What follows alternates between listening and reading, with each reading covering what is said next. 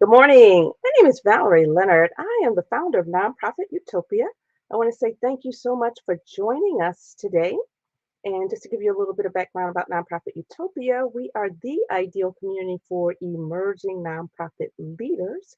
And our goal is to train the next generation of ethical nonprofit leaders. And we do that through training such as these. We also do it through consulting, we do it through coaching as well, and some online courses. Today, we're going to focus on social enterprise. And in fact, we're focusing on social enterprise for the entire month of February. This is the first of 11 live streams that we'll be doing on the topic. And I see my friend Kiela. So you made it. Thank you so much. I really, really appreciate it. Thank you so much for your time, Kiela, and thank everyone else for your time. Before we get started, I just want to share my screen and give you a little sense for what we'll be covering, not just today, but over the full month. And if you can bear with me just one moment. All right, so as I indicated before, this is Social Enterprise Month in the Nonprofit Utopia community. We have 11 live streams for you. The first is today. So on average, we're doing about 3 a week so that we can get everything out there for you. In essence, what we're doing is going through the entire process of developing a social enterprise over the next few days. All right. So we're doing what people would normally do in 6 months to a year's time in about 2.5 weeks. All right. So here are our partners.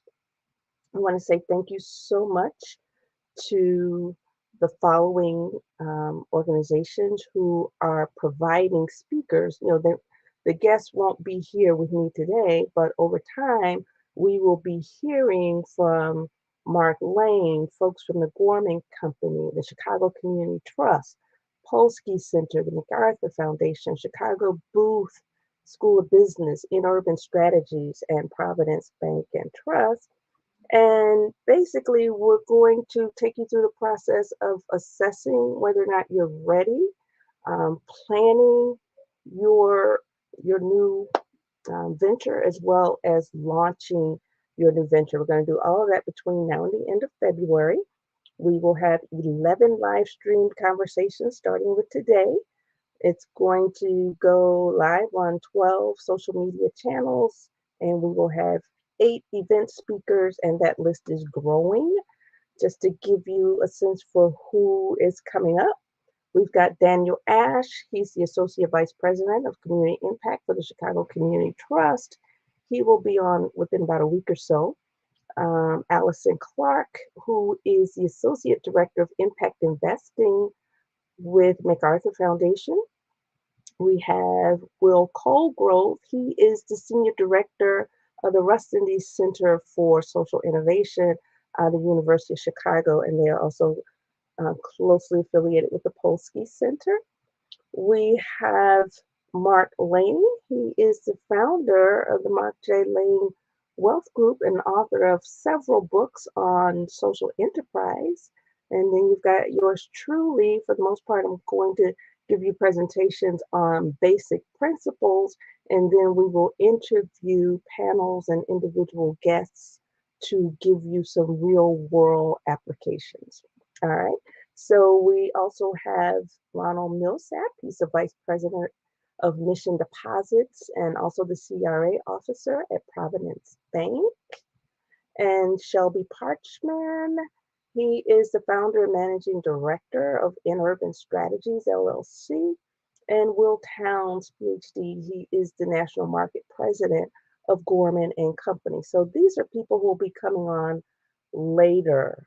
All right. So today we're going to be talking about starting a social enterprise and helping you to assess whether or not your organization is ready. And then, even if you're not with a nonprofit organization and you're thinking about starting a social venture, as an entrepreneur, some of these principles may apply to you. So don't be turned off by the fact that our primary audience is nonprofits.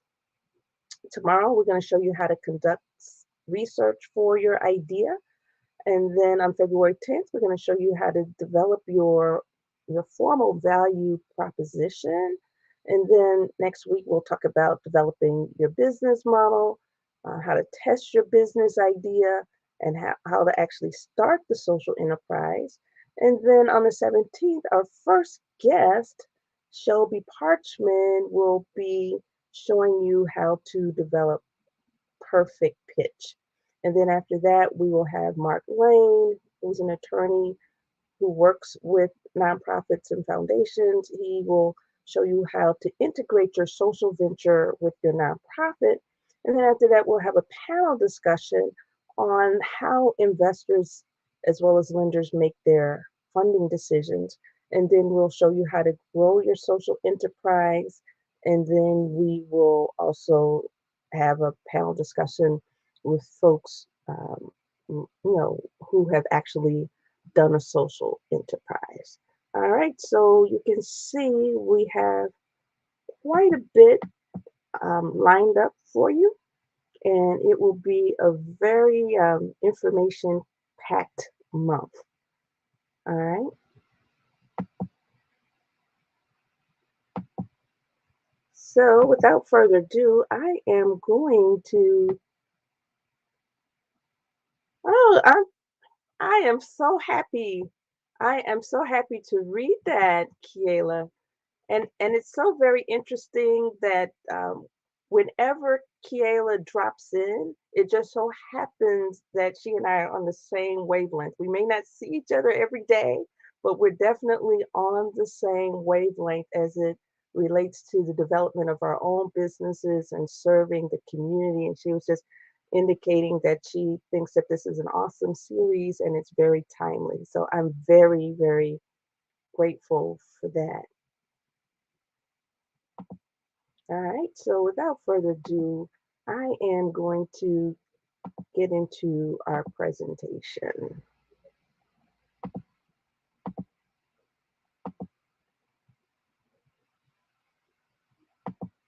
All right, so as we indicated before, we're going to be focusing today on how to assess your own readiness or your organization's readiness to go into a social enterprise. All too often, especially when times are hard like now and we don't really know what's going on, funding is drying up left and right, and the first instinct is to go into some sort of business as you would to develop so that you can take that money and pour into your nonprofit organization.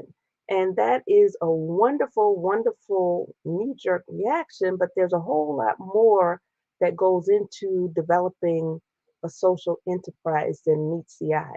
And in this case, when we talk about social enterprise, we're actually talking about a venture where you are developing a product or service, or a company that develops a product or service, and they're actually generating revenue as opposed to getting funding from foundations.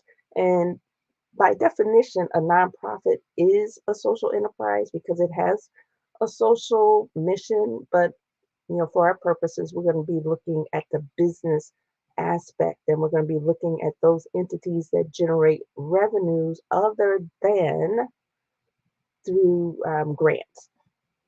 So we're going to talk about the definition of a social enterprise. We're going to talk about organizational capacity to actually start a social enterprise, look at your knowledge of social enterprise, your business readiness, and then share a couple assessment tools with you. If you are a member of the Nonprofit Utopia community, you will have the full access to these assessment tools and other resources that you can download and help you on your journey.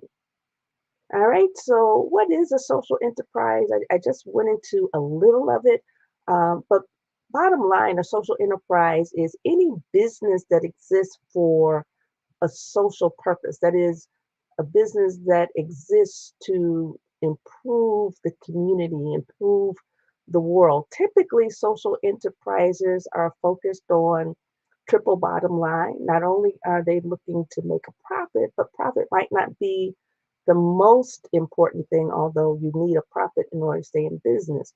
They're also very concerned about people and how they can improve the lives of people in the community.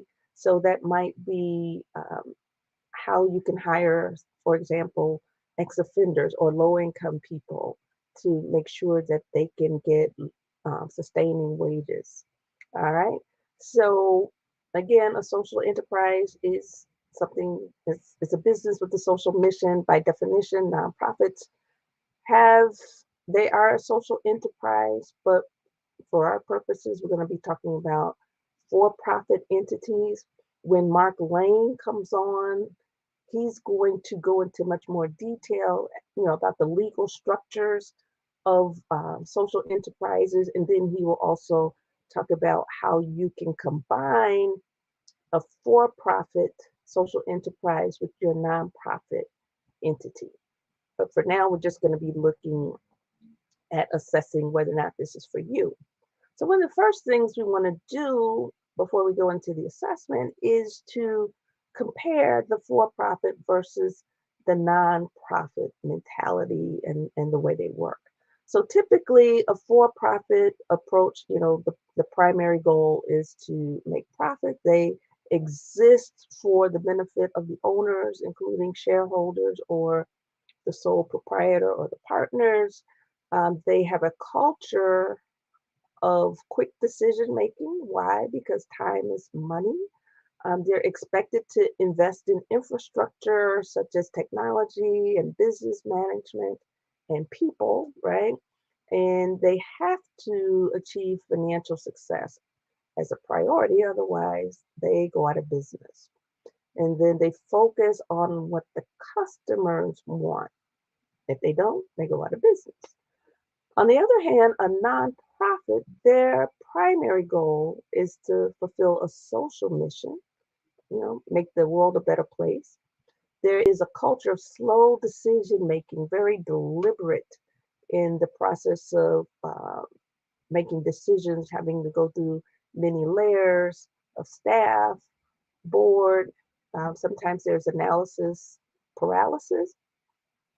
They are also expected to apply the bulk of their financial resources to direct services, making sure that they are taking dollars that are donated to them and doing some social good. So rather than looking at a financial return on investment, they are looking for a social return on their investment.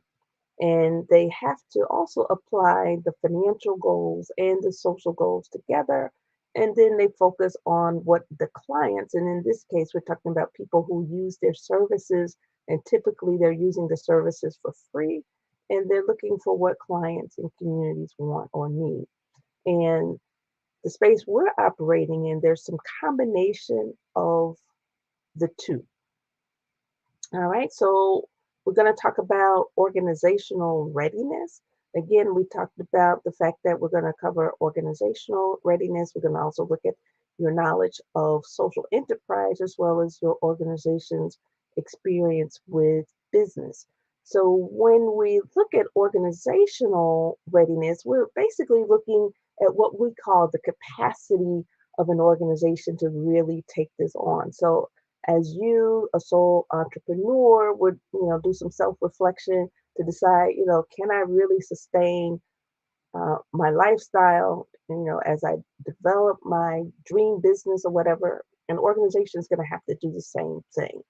And one of the first things you look at is whether or not you have a stated, clear mission, vision, and core values. And whether this stuff is written down or not, inherently, every organization has a mission, which is, why do you exist?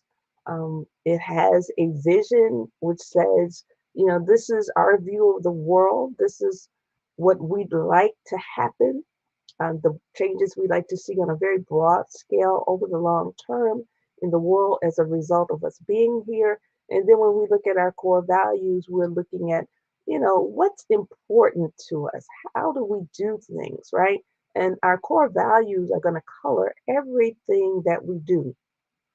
And your strongest organizations not only have these things written down, but they also practice them, right? All too often, we see organizations that have these glowing um, vision statements, right? They have these glowing mission statements. They have these glowing core values. But then when you look and see how they actually function and how they behave, how they treat one another, how they treat the people in the community, it's not always the same. So it's really, really, really important that before you even start this work, that there is a clear understanding of the organization's mission, vision, and core values, and whether or not that venture you want to go after is congruent with those. And then, two, make sure that the organization is practicing what they say they preach on paper. And that becomes really important, especially when you get in the trenches of starting a new venture. The next thing you want to look at is whether or not your organization has a strategic plan. And not only do they have a strategic plan, are they in fact monitoring that plan? Are they altering the plan as necessary? Making sure that it's not just collecting dust and it's not just an annual exercise, but you're actually doing the plan. You've got mechanisms to monitor and see how closely aligned you are, or how what progress you're making toward your goals, as well as your objectives, right? So a strategic plan really is looking at the environment, right? And looking at how the organization can position itself for long-term changes. So it's different from a long-term plan. A long-term plan assumes that what's happening today is going to be the same condition 3 to 5 years from now. On the other hand, a strategic plan is figuring out how the organization is going to position itself for the environment now, but it's also going to be flexible enough to uh, be able to respond to change over the long term. So, do you have a strategic plan? And is that new venture that you're thinking about, is that consistent with the plan? Is it consistent with your mission and vision? All right. The next question is, how does your organization respond to change? There are some organizations that, regardless of what's happening around us, the world could be falling down around the organization, and the organization is going to continue to keep its head down and do things the way they have been doing. And by hook or by crook, they think they're going to stay in business, but they won't last too long if they can't respond to change. So not only must your organization respond to change, but it needs to respond appropriately to the change and positively to the change. Um, how well does your organization respond to conflict? Anytime you get two people in a room, there's going to be a difference of opinion. Sometimes those differences are mild, sometimes those differences are very, very sharp. And this is when it becomes really, really, really important to be sure that everybody's on the same page in terms of your core values, right? Because your core values are going to impact the way we as individuals look at problems in society, but the organization's core values are going to color the way they approach um, the the problems in society. And when there's clashes of opinion, it's only magnified by clashes in core values amongst the people, right? So, regardless of whether or not there's conflict, and that's just a natural thing. We have conflicts in our families, conflicts with our friends. The important thing is, how do you resolve the conflict so that you can move forward as an organization. So it's critical that you have an organization that responds to change, responds appropriately to change, responds to conflict in positive ways, because invariably, when you bring on a new venture, there's going to be risk and tension involved. And it's really important that you have already decided before the conflicts arise how you're going to handle them. All right. The next question is, how well does your organization manage its finances? Do you have financial controls in place? Are there checks and balances so that no one person is handling every aspect of the management of the finances and the approvals, right? So is there separation of duties between appropriate staff, between the board and staff? Financial reporting, are you in the habit of producing on a monthly basis financial statements that include the income statement, your balance sheet? And I know these terms are slightly different for nonprofits, but I'm just trying to use terminology that everybody can understand immediately. Are you producing statements of cash flow? Are you doing bank reconciliations? And all of this stuff is important so that you know on any given day, any given moment, if anybody asks questions about your finances, you're able to retrieve the information quickly, right? So if you're not in a position where your organization is running smoothly as it relates to financial management, now is not the right time to start a social enterprise. You've got to get your own house in order first and then go consider whether or not you want to do a social enterprise. All right. And then another important question, and this is really, really hard for nonprofits, especially in this day and age. Do you have enough cash on hand in order to, for lack of a better word, divert? And I don't mean that in a negative sense in this case, but can you put resources into this new venture without harming what you already have, your programs and services? All right. And then another question is your organization in the habit of costs or assessing cost effectiveness? That is, when they make purchasing decisions, are they looking at the pros and cons? Are they looking at the fact that they can get a bigger bang out of their buck for one product versus another product? Are they looking at the return on investment for various purchases? And the reason why this is important is you need to have that discipline already of assessing whether or not, you know, your own ventures internally, I guess for lack of a better word, maybe I shouldn't use the word ventures, but your own initiatives in your own organization. If you don't have the discipline to look at your own expenditures as a nonprofit in terms of cost and benefit analysis, you're not going to have that same discipline when it comes to starting a new for profit business. And it's even more important that you have that discipline as a for profit than it is as a nonprofit. All right. So, what about human resources in your organization culture? Your organizational culture, really, bottom line is, how do you do things, right? What are your value systems, right?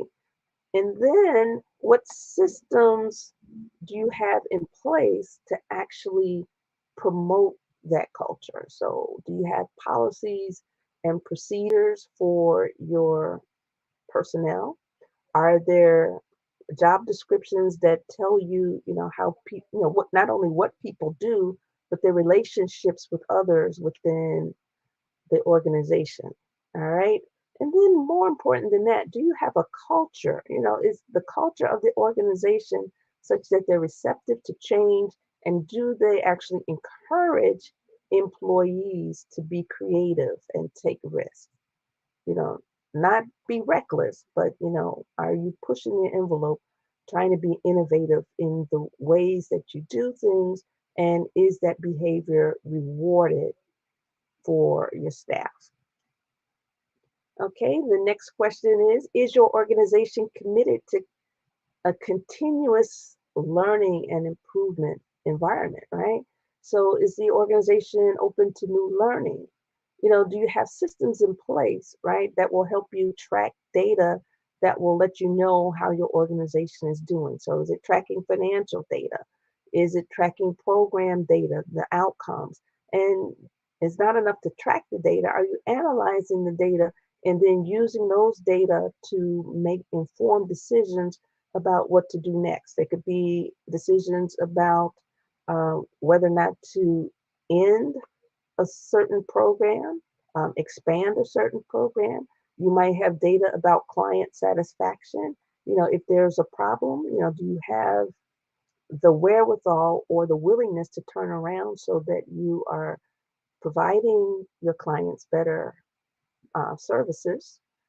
Is the organization willing to learn new processes? Because remember, as a social enterprise, you're for profit. You're going to have to be a little bit more nimble than your organization might be as a nonprofit. You're going to have to be able to make decisions on a dime. And that might, not always, but it might require an openness to a new mindset as to the way the organization does things. And, is your organization open to learning new processes, new technology, new ways of doing things that are more efficient, that will help you become more competitive? Learning a new language so that you can talk to your bankers and investors better. And then the last question is, what's the evidence that this is true, right? Can you prove that your organization is open to new learning? And this is not for anybody else, but this is for your own benefit as an organization. All right. And as it relates to organizational assessment, have you done a comprehensive organizational assessment? And that is really important because, there may be some things that are at the top of your mind. You know that this is a problem, right? So you can talk about this stuff. But if you go through a checklist and then honestly do a self assessment and rate your organization on how well you're doing, and then score it objectively, it gives you a mechanism to look at some of the areas where you're strong, look at some of the areas where you're weak, but also look at that within the context of what it is you want to do in terms of developing a new social enterprise. So you want to look at your leadership. You want to look at your fundraising. You want to look at your programs, networking. You want to look at whether or not you have the ability to contract with state, federal, and county government entities. Look at your financial returns. Look at your human resources, your programs, marketing, technology, and all of that stuff, right? And that's just generally. And you may need to tailor the organizational assessment to assess those specific skills that you're going to need in order to um, take that social enterprise off the ground. But at a very basic level, you need to do this organizational assessment. So if you're a member of the nonprofit Utopia community, we have a copy of this organizational capacity assessment tool that you can download and share with your board and staff. All right, so the next area is social enterprise readiness. So you want to ask yourself, does your board and your staff understand what social enterprise is? If not, then it will be worth your while to go through a comprehensive process of self-educating the organization. So you can share your knowledge based on the articles that you read. You can go to conferences, join different organizations. Just put yourself in, an immersive, just do a deep dive into social enterprise and understand what it is, what it can do, what it can't do, right? And that will help you to make a more educated determination as to whether or not you want to pursue social enterprise. And then, if so, the type of social enterprise that you want to, and then you can also learn from other people's errors, right? So, what are the pros and cons for going into a social enterprise per se? What are the pros and cons for that specific business that you're looking at? And is the venture feasible? So, just generally speaking, some of the pros of doing a social enterprise is you have flexibility to use the profits from that social enterprise to address, say, the day to day operations for your nonprofit, right? It's hard to get capital for day to day operations. Most foundations are interested in funding programs and not your day-to-day operations. So an advantage to having a social enterprise is you can get flexible funding for your nonprofit. Another advantage is, you can position your nonprofit to be, I guess, a thought leader in the community on a very specific area, right? Another advantage is you can help people in a way that your organization might not normally be able to help people, right? So, for example, one social entrepreneur I know runs a program for ex offenders. Part of what they do is place them in jobs, but she got to a point where it was difficult in some cases to place the ex offenders. So she created a new entity where she could employ people. And not only does the new entity employ the ex offenders, but it also trains them to become entrepreneurs themselves. All right, so that's another advantage. The disadvantage is if you don't know what you're doing, I mean, these social enterprises always come with risk, right? Just like with business, there's a risk involved. If you don't protect your organization could literally lose its shirt on a social venture. So it's really important to know the legal structure so that you can separate the liability of your organization from the liabilities of this venture that may or may not make it. Another issue is, you have to, if you have board members that might be on the board of your nonprofit and on the board of this new venture, one, you have to make sure, as always, there's no conflict of interest. But two, you have to be in a position where not only are you minding the store with your nonprofit, but you're minding the store of this new venture, and that can spread resources pretty thin as far as your board is concerned. In any way, the board of your nonprofit should not be the exact same board on your venture.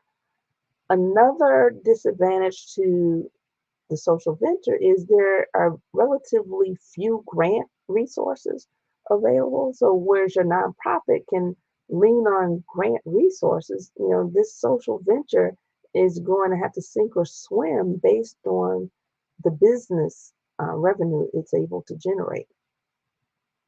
All right. And after you do that self talk, right, to get a sense for whether or not the board and staff are on board, then you branch out and see, what do your other stakeholders think? What do donors think about the idea of us starting this new venture? What do our funders think? What do our partners think? What does the government think? Right? And when I say government, I'm talking about people that you have relationships with in the government that might be giving you funding, people in the government that might actually be regulating you, right? So not only what do the stakeholders think, but what will they do to support? It's one thing for people to say, "Oh yeah, that's a wonderful idea," and I think we've all been there where people are just cheering us on. But when the rubber meets the road, right, when we're burning that midnight oil, which of these people are going to be in our corner and not only cheering us on, but rolling up their sleeves, helping us do the work, or opening up their pocketbook, or putting us in contact with other people who can help us. The next question is, have you done a competitive analysis? And I know this seems foreign in some cases for nonprofits because we're taught as nonprofits that we should be partners, we should sing kumbaya, blah, blah, blah. But realistically speaking, your nonprofit has competitors. So you need to take the time as a group, as an organization, look at what your strengths and weaknesses are, and you already have those data, right? Because you've done um, the assessment. But then you also want to look at your strengths and weaknesses and see how you stack up with the competition. So you want to look at things like your current programs and services. What do you do compared to what other people are doing who provide similar services? What new venture are you trying to get into? Will this new venture actually compete with what it is you're trying to do on a nonprofit basis? Or will it complement?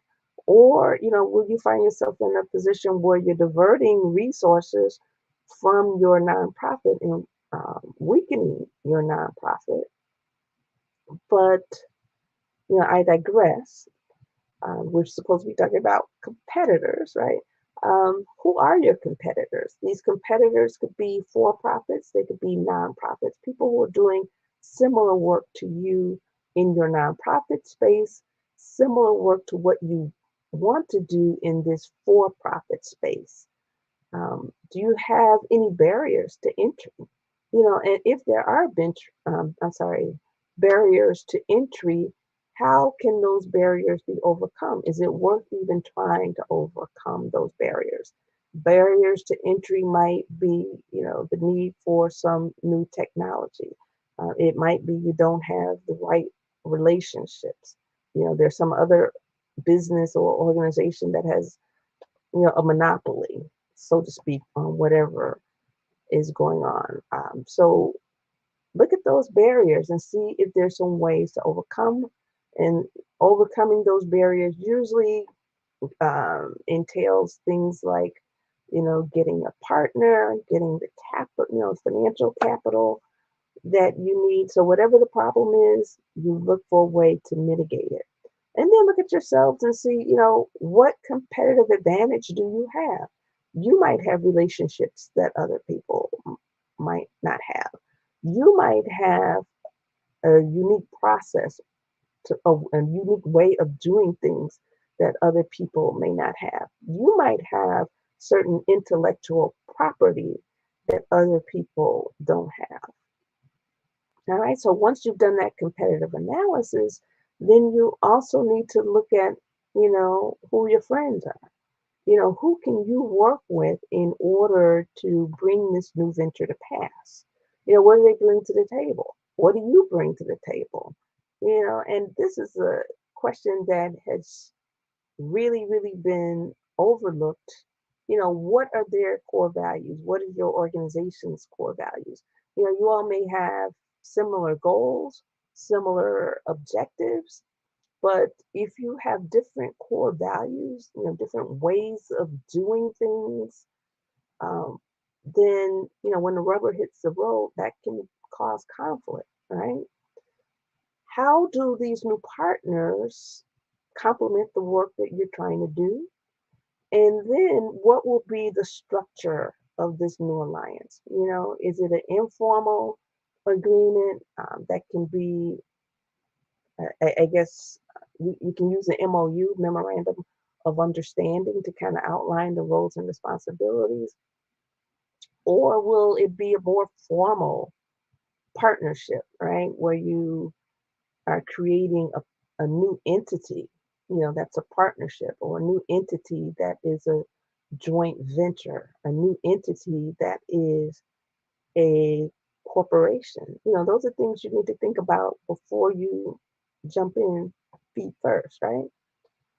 What resources do you have already, right? So let's look at our human resources, which would be our board members and staff. Look at our financial resources, look at our technology, look at our way of doing things, that might be a little bit different from others, you know, our intellectual capital. And when it comes to our board members, what experience do they have? What networks do they have? Not only do they have the networks, but are they willing to lend their networks to the cause, so to speak? Tap into their networks to help you get this venture off the ground. How much time do they have? Are they committed? And with your staff, do they have the training that they need? Do they have the expertise? Do they have the basic level of competency? Do they have the time? Right? Remember, you're running a nonprofit, and as far as I know, no nonprofit ever has people who really, really have the time. So it might require, rearranging schedules and workloads to make sure that staff is freed up to actually explore this new venture. And then next, we're going to look at business readiness. You want to look at your board and staff and get a good feel and understanding for what business experience they already have, what their relationships with the business community are. And that's important because as you get further down the road and you're actually, developing your model, looking at your value proposition, it can be really helpful to get insights from people who are in business already, to make sure that they're guiding you, right? And then you should also consider creating an advisory board of people with legal expertise, people with financial expertise, business expertise, some knowledge of the industry that you want to actually um, pursue this venture. And this advisory board is not the governing board, they're just there to give you advice. You can take it or leave it, but chances are, if you got some solid people, you really do want to take their advice. Their advice is not binding the organization, like a board's um, decision would. All right. And again, get your legal, financial, and subject matter experts. If they're not on this advisory board, you still want to have people that you can call and run some things by.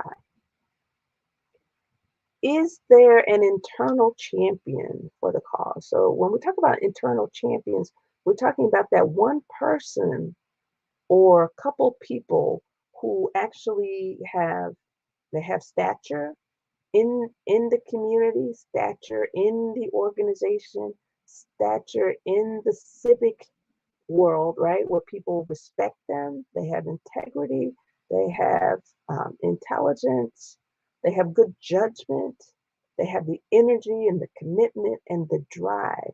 This is someone that everybody looks up to, everybody respects, everybody will listen to. Is there somebody like that who is really, really, really enthusiastic about this new venture that you're thinking about? So is there somebody like that on your board, somebody like that on your senior staff? And ideally, you'll want to have a champion on your board as well as a champion on your staff. And those two people work together and maybe head a task force who is laser focused on the issues surrounding this social enterprise. Does your organization have strong information and financial systems, right? So not only should you have policies and procedures, but there should be an adherence to those policies and procedures, the procedures as well as the practice, right? Do you have performance management tools in place, right? And when we're talking about performance management, we're looking at things like, how well do your programs actually work, right? So we're looking at performance management from an operations standpoint, things like the number of people served, how much it costs per person, et cetera. But we're also looking at outcomes, right? What has changed for the people as a direct result of the work that you do? And then you should be able to capture that information through some sort of case management system, a dashboard, something to keep track.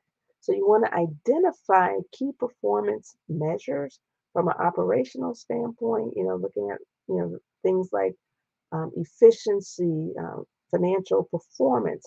You also want to look at, again, how effective your programs are, looking at the impact of those programs. And you want to keep a report card to measure your progress. Does the organization have the capital to plan and launch a social enterprise? So most organizations are not in a position where they have cash lying around to start a new enterprise. So you have to develop a system where you are systematically putting money aside, building up cash reserves, and um, initially, this is probably going to have to come from your board members, right? Are they willing to put their money where their mouth is? Is the organization willing to put some skin in the game in order to do the research and the development? And investors are looking at that. If they don't see that the board is willing to put some skin in the game, you can rest assured that bankers won't be giving you any money and investors definitely won't touch you, right?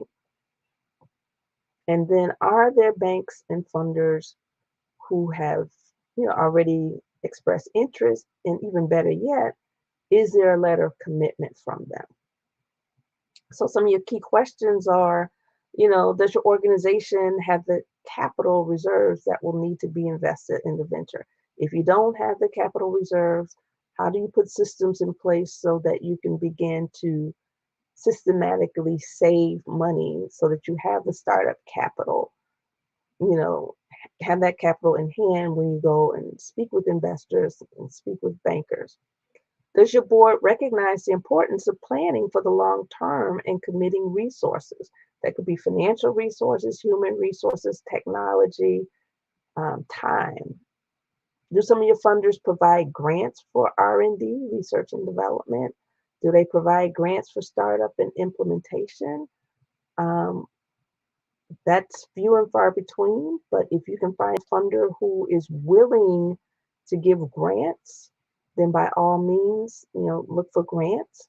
If you can't find grants to fund your startup, then look for low cost loans. Are there funders that you know who understand social enterprise who might provide multi-year grants to get the enterprise on a firm footing? Some organizations are blessed to have this kind of arrangement with funders. Um, the next question is, do you have the potential to get low interest loans and lines of credit? And the time to get low interest lines of credits and loans is when you don't need them. When you get to the point where you need them, then the money is extremely expensive or it may not be forthcoming. Could you realistically go without generating a profit for more than 3 years? So, I mean, will your own organization be patient enough to watch this venture grow, put in the resources, invest, and be content if it doesn't make a profit for 3 years? And that brings me to another item. You got to make sure that you have an exit strategy. How are you going to get out of this business? How do you get out of it if it works? How do you get out of it if it doesn't work, right? Human resources. Does the board have the capability to govern a social enterprise? Does it have the capability to govern an organization that is doing a traditional nonprofit as well as a for-profit entity? The staff already have the skills to manage the venture. If not, where do they get the training? So the next step is to actually assess the organization's potential to run a social enterprise. So if you're a member of the nonprofit Utopia community, you will have this assessment in the community and you can download it as part of a larger guide. But this will help you to assess your organizational capability, your social enterprise knowledge, as well as your business knowledge. So once you do all of this assessment, and I know it sounds like analysis paralysis, but it's really, really important, um, so that you can get a really good snapshot of where you are in terms of your capability and in terms of your willingness to go forward. All right, so at this point, I'm going to open it up for questions. If you have any questions, feel free to post in chat. If you're a member of the Nonprofit Utopia community, you can post questions and comments in that community. You can also set up office hours with me. If there's anything that I can't answer for you, I know people who can. All right, so if you got any questions, in the future regarding this live stream, you can email me at ValerieFLeonard at nonprofitutopia.com. And then you can also feel free to follow us on social media. All right.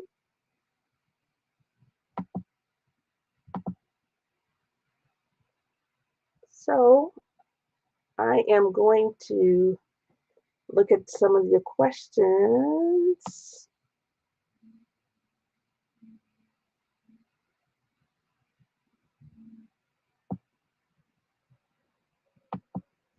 All right, so Kiela, is the assessment valuable to both profit and nonprofit ventures equally? Yes, it is. It is. Yes. So most of the questions that were asked were really more geared to nonprofits who are looking to take on a for-profit entity, but the questions are really relevant to for-profits as well as nonprofits. I think one of the problems that we have as for-profit entrepreneurs, we we feel like we know the answers, so to speak. And sometimes if you're anything like me, I hate to admit it, but sometimes I just jump out there, right, without going through the full assessment, and then I might regret it. So yes, indeed, the assessment is extremely valuable to people who are in for-profit entities as well as nonprofit entities. Any for-profit organization should go through some self-assessment, either informally or formally, before they take on any new venture, any new product, any new service. Hi, Tina. Thank you so much for joining us. I'm glad you checked in. Okay, and Kiela, so much of these key considerations are important to both for-profit. Yes, yes, yes, yes. So we definitely agree there. Is the assessment best for existing organizations? Are there aspects of the assessment not needed for startup enterprise? Um, this assessment, I think, can be used for existing nonprofits to decide whether or not they want to actually start a new venture, right? That will kind of pull off some of the pressure from their own organization. But if you relieve pressure in one area, you also can increase pressure in another. But yes, it's good to uh, for existing organizations to look at their options, look at where they are now, look at their strengths, look at their weaknesses from an operational standpoint, from a programmatic standpoint, to determine whether or not this is something they need to do in the future. So you need to look at where you are, and you might ask, so why are you looking at programs if you're looking to do a new venture? Why is it important to know whether your programs are working?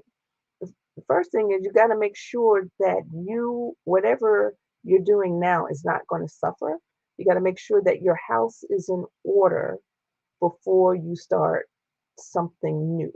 You got to also, too, make sure that you have a discipline around data collection in your programs that you can transfer over to this new venture. And are there aspects of the assessment not needed for a startup enterprise? I tell you, there are people, who will start a new venture without going through this assessment. And I think that's up to the individual to decide whether or not he or she needs it or whether or not the organization needs it. These assessments are written as guidelines. They can be tweaked for your specific situation. I don't know everybody's situation. So if there are questions on the assessment that are not necessary, by all means, get rid of those particular questions. You can replace them with questions that are more relevant to what it is you're trying to do. If there are industry specific questions that you need to have answered for that new venture in that industry that you're going to pursue, then you should probably replace those questions. The key here is, not to get bogged down in analysis paralysis, but to really give yourself an objective look at, things that, uh, give yourself an objective look and determine where you are now. And if you're in a strong enough position to expand into something a little bit different that still complements what you're doing, or to let maybe now is not the time. Maybe this is not the venture that we should be looking at. I think I'm comfortable sitting right here. And then, internally and intuitively, whether we go through this formal process or not, or write it down or not, we kind of go through that process in our minds. But I think it's very, very helpful to go through an objective process that you can document, right? Especially and look at, especially when those times get hard. All right. Are there any more questions? Any comments? I just want to say thank you so much for taking time out of your busy schedule to join me. Kiela, thank you so much for your very thoughtful and insightful questions. I think a lot of people have those same questions. Yeah, and most people really don't want to go through don't want to go through the assessment, but it's a necessary evil. And they help as documentation for when you go to a funder, when you go to an investor, when you go to a banker, you can show, the rigorous process that you went through, and show how you came to make the decision in a rational way. Um, and then it also gives you the data that you need to keep in front of you in order to pivot if things are not working.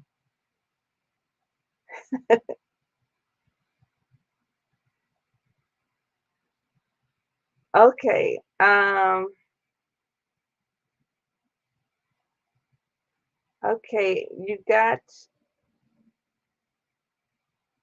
Okay, you're looking for nonprofit utopia. You said nonprofitutopia.mn.co is rolling across the screen and you can't access it.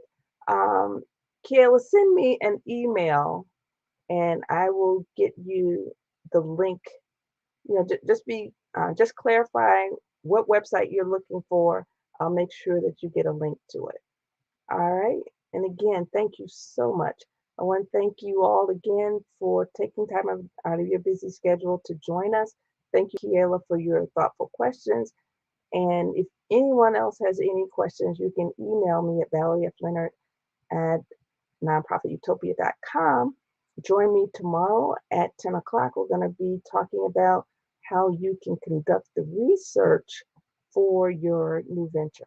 All right, so without further ado, I am going to sign off now. All right, take care. Bye bye.